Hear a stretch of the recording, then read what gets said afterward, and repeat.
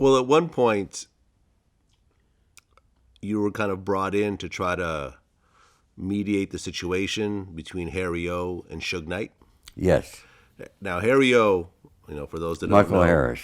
Michael Harris, major drug dealer from Los Angeles, who ended up getting, I don't know, 30 years or something like that. Oh, that was just his state time, wasn't that? Yeah, it was a And lot. now he's in federal, Yeah, he's supposed to be getting out soon, allegedly. allegedly. Allegedly. There was news that he was out, but he's not out yet. I actually checked on that. But the story goes, and it's kind of a very fuzzy story, that he was the one that put up the initial seed money for Death Yes, Row he Records. did. Yes, he did.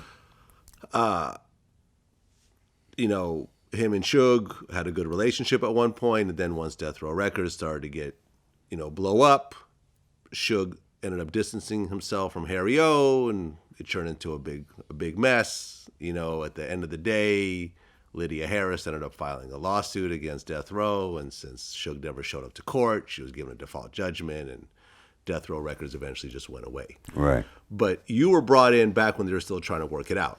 Yeah, there's still Death Row Records. Danny brought Lydia. Danny Sims brought Lydia to me.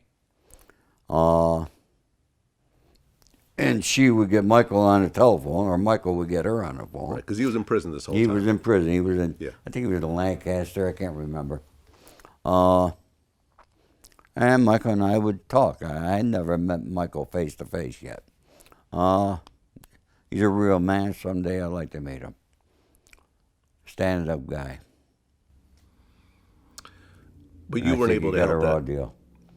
But you weren't able to actually fix that situation. No, it was a situation that I really shouldn't have involved myself that too much in. Because, when you have two individuals, you got to be able to sit the people down, okay?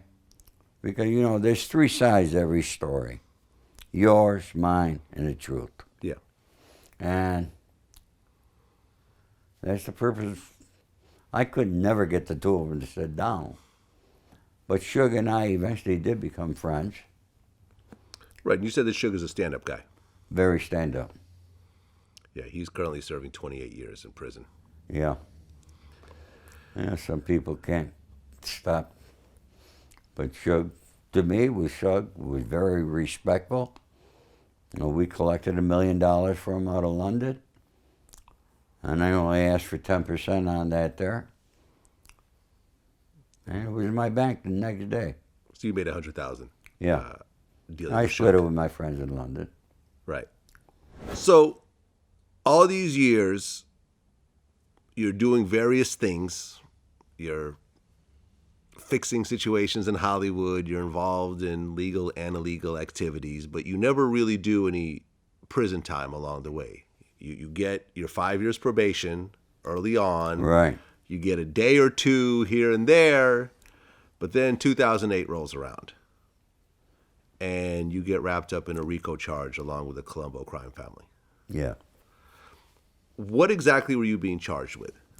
I was charged with conspiracy to distribute cocaine, and I was charged with a home invasion, robbery, and supposedly I was the boss of the home invasion, robbery. Which home got invaded? I was a drug dealer. The drug dealer actually got deported. It was his wife's safe. All right? Supposedly it was $1 million. And I lawyered the guy out in New York when they transferred him to be deported. I got him the lawyer in New York. And the lawyer got him a real good deal. Instead of doing time, he just got him deported. So he was fortunate. He was back in Jamaica. I was at Ricky Lee's house one night when the wife pulled in with her van and had the safe in it and wanted Ricky to open it up and left it there. And there was $1 million because he would not give the safe. And then Ricky said he just gave the safe back to her. He wanted nothing to do with it. Then she came to me. I met her at Marie Callender's on Wilshire Boulevard. And we had a talk, and I said, maybe we could do a setup robbery. So basically, she was involved with this. She knew what was going to happen, how the safe was going to come out of her house.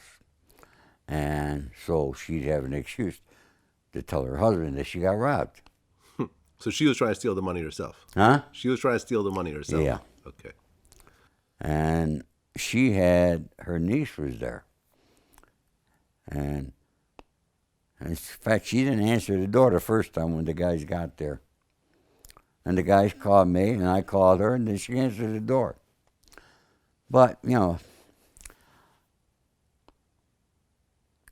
conveniently for the FBI, they couldn't find her. They said she fled the country. They didn't want to bring her because they know if she bought her, those charges would have been dropped. And my friend Chris Koranovic and I never would have gone to prison.